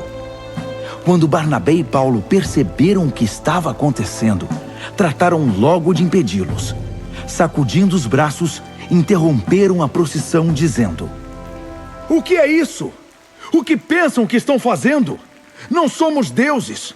Somos homens como vocês e estamos aqui para trazer a mensagem, para convencê-los a abandonar essas superstições e abraçar o Deus vivo, o Deus que nos fez e tudo mais, céu, terra, mar e tudo o que neles há. Nas gerações antes de nós, Deus permitiu que cada povo seguisse seu caminho. Mesmo assim, não os deixou sem pistas de sua existência, pois é o autor da bela criação, derrama a chuva e concede grandes colheitas. Se vocês estão alimentados e de coração alegre, isso é evidência de uma bondade que não merecem. Com tal protesto enérgico e com dificuldade, os 2 conseguiram impedir o sacrifício que os teria honrado como deuses. Logo depois, alguns judeus de Antioquia e de Icônio apareceram na cidade e induziram a multidão a se revoltar contra eles. Eles surraram Paulo até deixá-lo inconsciente. Arrastaram-no para fora da cidade e, pensando que estivesse morto, o deixaram ali. Quando os discípulos chegaram ao lugar em que o apóstolo estava, ele voltou a si e se levantou. Retornou à cidade, mas no dia seguinte partiu para Derbe com Barnabé. Depois de proclamar a mensagem em Derbe e estabelecer um bom grupo de discípulos, eles refizeram um caminho até Listra, depois até Icônio e em seguida Antioquia, encorajando os discípulos e exortando-os a prosseguir na fé e a não desistir. Também deixaram claro para todos que não seria fácil. Todo o que está a caminho do reino de Deus enfrentará tempos difíceis. Paulo e Barnabé escolheram líderes em cada igreja. Depois de orar e jejuar, consagraram os novos líderes ao Senhor, a quem haviam confiado a própria vida. Fizeram um caminho de volta, sempre trabalhando, e através da Pisídia chegaram a Panfília e pregaram em Perge. Por fim chegaram a Atália e embarcaram no navio de volta para Antioquia, onde tudo havia começado. Tinham sido enviados pela graça de Deus e agora estavam a salvo em casa pela graça de Deus, depois de fazer um excelente trabalho. Na chegada, reuniram a igreja e apresentaram o relatório da viagem, contando em detalhes como Deus os tinha usado para escancarar a porta da fé, para que gente de todas as nações pudesse entrar. Ficaram ali algum tempo descansando com os discípulos. Atos, capítulo 15. Pouco depois, alguns judeus chegaram da Judéia, insistindo em que todos deveriam ser circuncidados. Diziam aos não-judeus: Se vocês não se circuncidarem conforme a lei mosaica, não poderão ser salvos. Paulo e Barnabé protestaram. A igreja decidiu resolver a questão enviando Paulo, Barnabé e outros discípulos para apresentar o problema aos apóstolos e líderes em Jerusalém. No caminho, enquanto viajavam pela Fenícia e Samaria, eles anunciavam a todos como a mensagem se abrir a todos os povos. Os que ouviam a novidade se alegravam. Notícia maravilhosa! Chegando a Jerusalém, Paulo e Barnabé foram muito bem recebidos pela igreja e pelos apóstolos e líderes. Eles apresentaram um relato da viagem e de como Deus os usara para abrir as portas aos demais povos. Mas alguns fariseus puseram-se de pé para falar. Eles tinham se convertido, mas ainda mantinham a linha dura dos fariseus. Disseram: Vocês têm que circuncidar os pagãos convertidos. É preciso fazê-los guardar a lei de Moisés. Os apóstolos e líderes convocaram uma reunião especial para estudar o assunto. Enquanto os argumentos eram trocados, os ânimos esquentavam.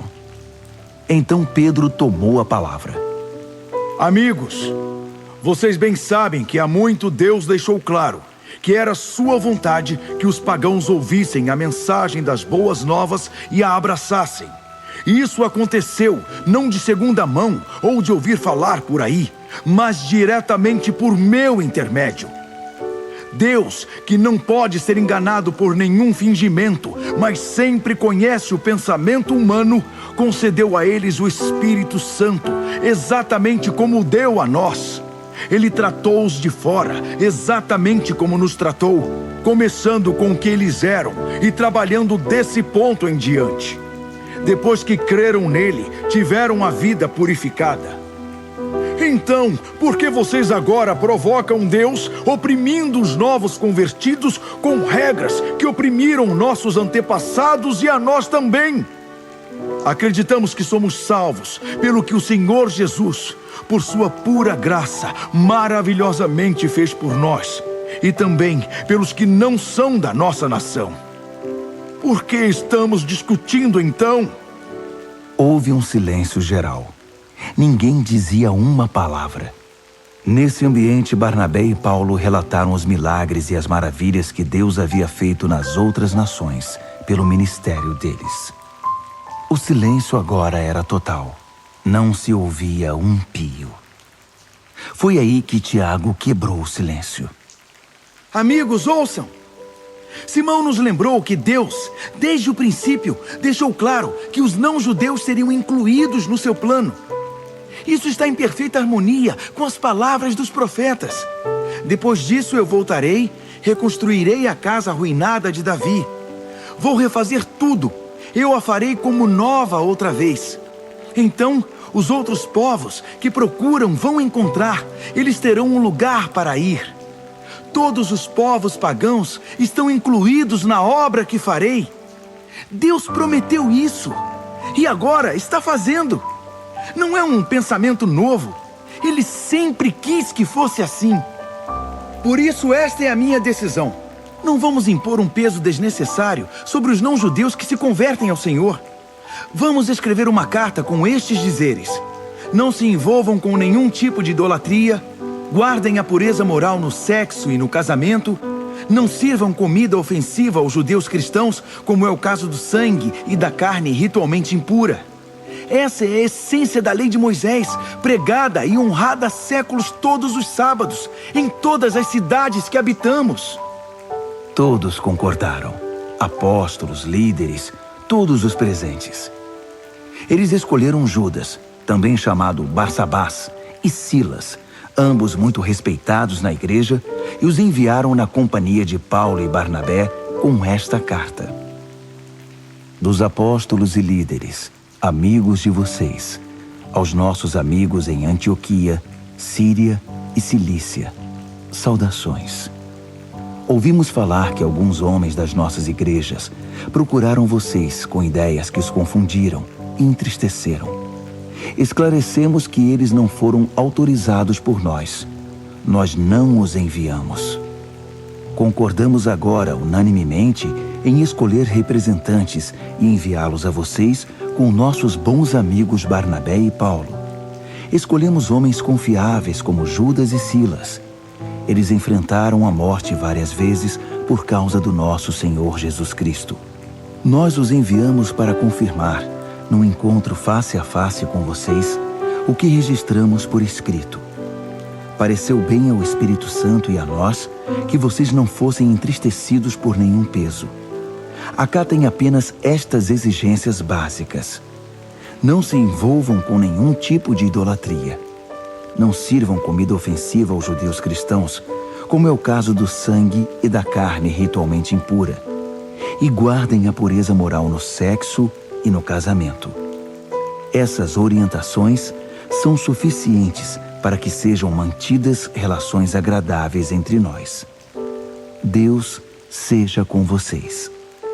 Assim eles foram para Antioquia. Na chegada, reuniram a igreja e leram a carta.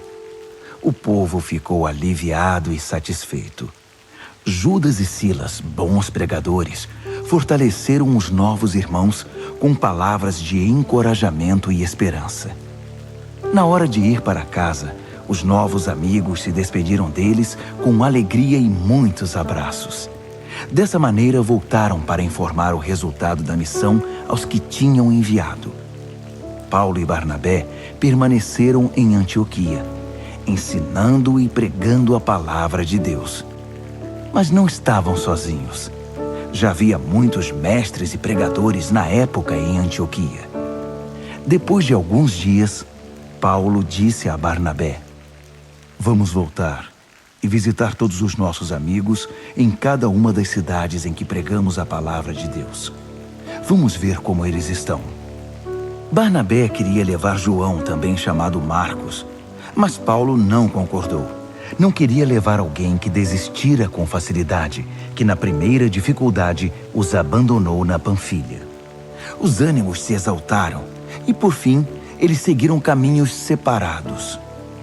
Barnabé navegou com Marcos para Chipre. Paulo escolheu Silas e, recomendados pelos amigos à graça do Senhor, rumou para a Síria e a Cilícia, a fim de levar uma palavra de ânimo àquelas comunidades. Atos, capítulo 16. Paulo foi primeiro a Derbe e depois a Listra.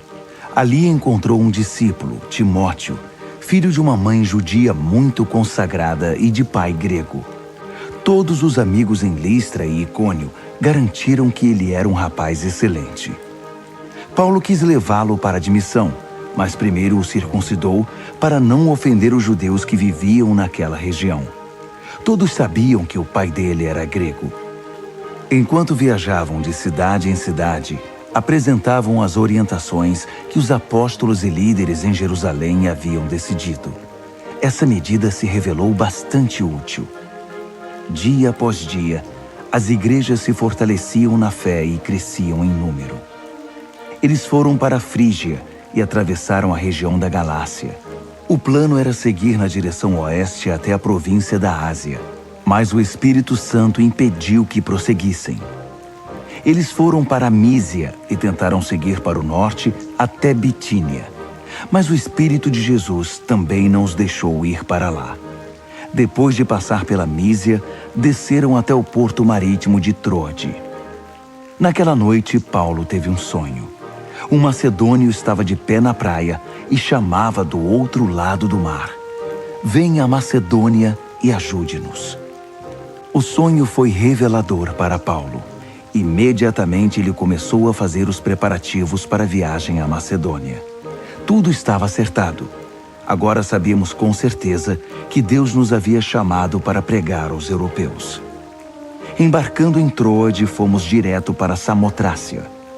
No dia seguinte, chegamos a Neápolis e fomos de lá até Filipos, a cidade principal daquela parte da Macedônia e muito importante, uma colônia romana. Ficamos ali vários dias. No sábado, deixamos a cidade e fomos ao rio, informados de que havia uma reunião de oração nesse lugar. Conversamos com as mulheres que se reuniam ali. Uma delas, chamada Lídia de Tiatira, era negociante de tecidos caros e conhecida por ser mulher consagrada a Deus. Enquanto ouvia com atenção o que era dito, o Senhor lhe abriu o coração e ela creu. Depois que foi batizada, com todos os de sua casa, ela, num gesto de hospitalidade, nos convidou. "Se vocês confiam que sou uma de vocês e que creio no Senhor, venham para minha casa e sejam meus hóspedes." Nós até hesitamos, mas ela não aceitaria um não como resposta. Depois disso, num outro dia, a caminho do lugar de oração, uma escrava ficou andando atrás de nós. Ela tinha um espírito de adivinhação e havia ganhado muito dinheiro para seus donos. Ela começou a seguir Paulo por toda parte, chamando a atenção de todos para nós. Estes homens servem o Deus Altíssimo! Eles estão abrindo o caminho da salvação para vocês! Ela fez a mesma coisa durante vários dias, até que, não suportando mais, Paulo voltou-se e ordenou ao espírito: Saia, em nome de Jesus Cristo! Saia dela! E na mesma hora, o espírito saiu. Quando os donos dela perceberam que o negócio lucrativo tinha ido por água abaixo, foram atrás de Paulo e Silas e os levaram à praça do mercado. Os dois foram presos e levados ao tribunal com a seguinte acusação: Estes homens estão perturbando a paz. São perigosos agitadores judeus que subvertem a ordem e a lei de Roma. A multidão na mesma hora começou a pedir sangue. Os juízes atenderam ao pedido da multidão, mandaram rasgar as roupas de Paulo e Silas e ordenaram que fossem açoitados. Depois de baterem neles até cansar, mandaram ambos para a cadeia, recomendando ao carcereiro que os deixassem sob severa vigilância, para que não pudessem escapar. Ele os prendeu na cela de segurança máxima, com algemas de ferro nas pernas. Por volta da meia-noite, Paulo e Silas oravam e cantavam fervorosamente a Deus. Os outros prisioneiros não podiam acreditar no que escutavam. Foi quando, de repente, aconteceu um terremoto. A cadeia inteira tremeu. Todas as portas se abriram e os prisioneiros ficaram livres. Nisso, o carcereiro acordou e viu todas as portas da prisão abertas. Pensando que todos os prisioneiros tivessem escapado, sacou da espada e estava prestes a cometer suicídio, imaginando que seria morto de qualquer maneira. Mas Paulo gritou: Não faça isso! Estamos todos aqui. Ninguém fugiu. Então o carcereiro pegou uma tocha e entrou. Trêmulo, caiu diante de Paulo e Silas. Ele os levou para fora e perguntou: Senhores, que devo fazer para ser salvo? Para viver de verdade? Eles responderam: Deposite sua inteira confiança no Senhor Jesus, e você terá a salvação e saberá o que é viver de verdade, e todos os da sua casa também. Eles contaram a história do Senhor em detalhes. Toda a família estava reunida agora. Ninguém quis dormir naquela noite. O carcereiro os deixou à vontade e cuidou dos ferimentos deles. Ele nem pôde esperar amanhecer e foi logo batizado com toda a família. Depois ofereceu uma refeição em sua casa. O clima era de festa, uma noite para ninguém esquecer. Ele e sua família creram em Deus e todos na casa participaram da celebração. Ao raiar do dia, os juízes enviaram oficiais de justiça com a seguinte ordem: libertem esses homens. O carcereiro deu a notícia a Paulo. Os juízes mandaram dizer que vocês estão livres para seguir o caminho de vocês. Estão livres. Vão em paz.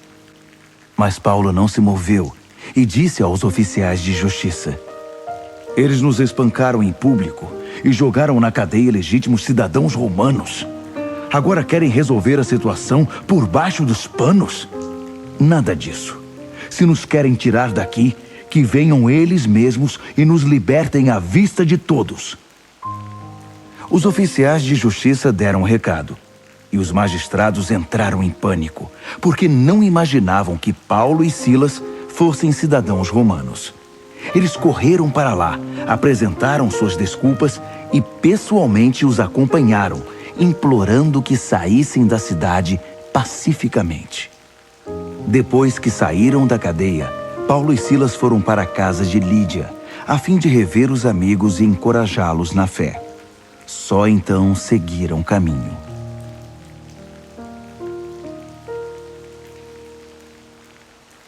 Atos, capítulo 17.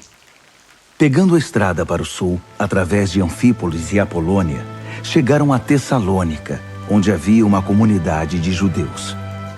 Paulo dirigiu-se à sinagoga, como sempre fazia quando chegava a uma cidade, e por 3 sábados seguidos ensinou as Escrituras ao povo. Explicou a eles vários textos, de modo que finalmente entenderam o que tinham lido a vida toda: que o Messias tinha de ser morto e ressuscitado dos mortos. Não havia alternativa, e que esse Jesus que apresento é o Messias. Alguns se convenceram e se uniram a Paulo e Silas, entre eles muitos gregos que criam no Deus único e um número considerável de mulheres da aristocracia. Mas os judeus de linha dura ficaram furiosos com as conversões. Loucos de inveja, reuniram um grupo de arruaceiros e uma turba terrível. Aterrorizando a cidade, avançaram contra Paulo e Silas. Eles invadiram a casa de Jason, pensando que Paulo e Silas estavam hospedados ali. Como não os encontraram, agarraram Jason e seus amigos e os arrastaram à presença das autoridades da cidade, gritando como loucos. Esta gente quase destruiu o mundo e agora está aqui, na porta da nossa casa, atacando tudo a que damos valor. E Jason os está escondendo. Estes vira-casacas e traidores dizem que Jesus é rei e que César não é nada. As autoridades da cidade e a multidão ficaram alarmadas com o que ouviram.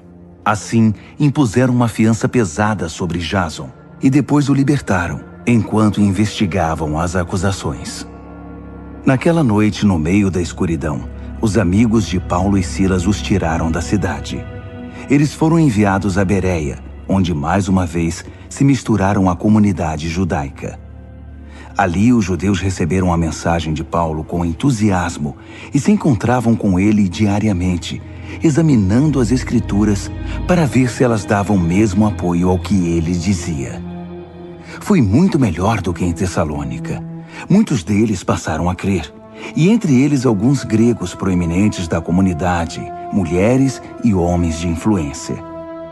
Mas não demorou muito, e os judeus linha dura de Tessalônica souberam que Paulo estava pregando outra vez a palavra de Deus, agora em Bereia. Não perderam tempo. Correram para lá e trataram logo de incitar a multidão contra eles.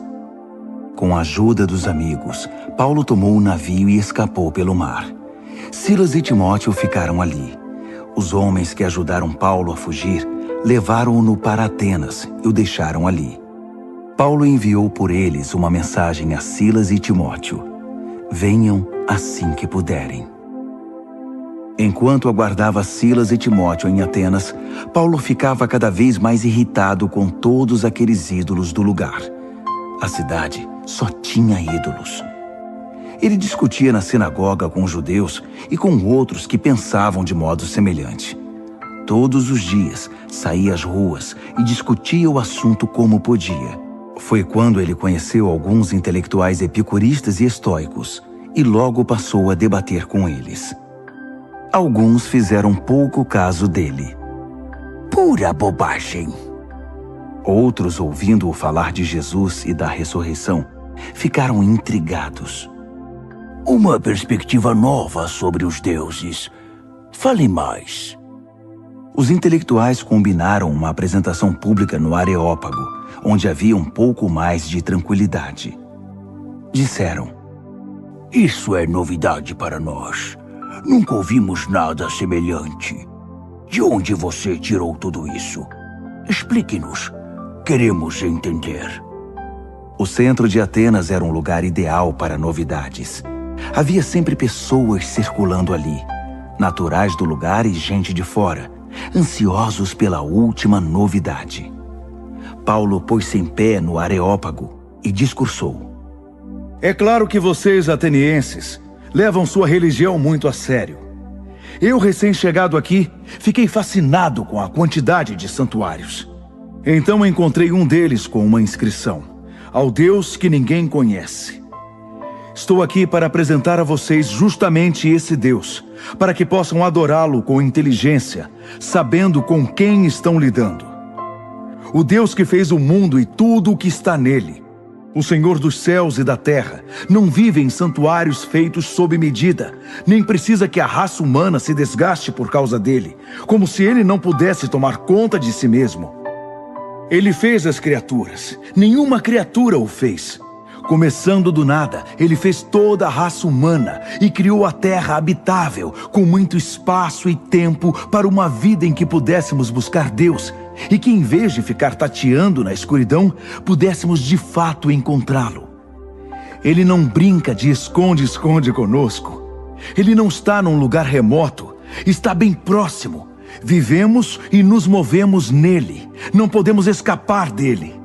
Tanto é que um dos poetas de vocês disse com razão: somos criados por Deus. Bem, se somos criados por Deus, não faz sentido pensar que podemos contratar um artista para esculpir Deus numa pedra para nós, não é?